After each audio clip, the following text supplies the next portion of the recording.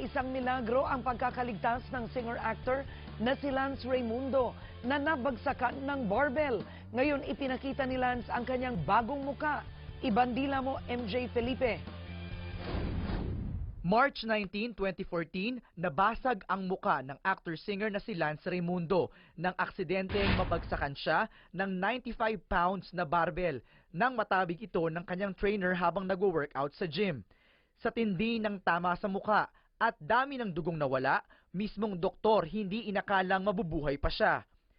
Sa x-ray na ito, kitang basag ang ilong, wasak ang baba at halos lumuwa na ang mata ni Lance.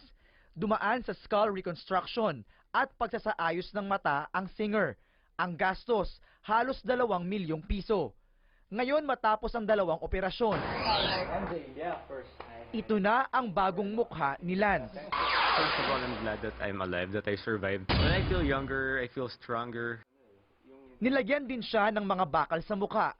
Ang peklat sa itaas ng kanyang ilong ang natitirang marka ng aksidente. I have metal here and here, so it looks soft, right? Right. But if you touch it, may ball bearing ako dito.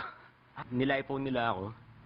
Tapos yung taba, ni-replace nila to put in between the skin and the steel.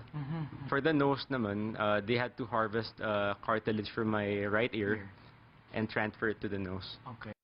Kahit nanganib ang buhay, wala raw balak si Lance na kasuhan ng kanyang trainer o ang gym sa nangyari. Actually, I had a trainer and the weights was hanging peacefully on top of my head. Tapos nabagsak niya habang nasa taas nga. So, it's an accident. Handa rin si Lance na magbalik sa workout matapos ang 6 na buwang recovery period. Ngayon pinagpapasalamat niya ang mabigyan ng second life, kaya't mas inspired siya na bumalik sa pag-arte at pagkanta.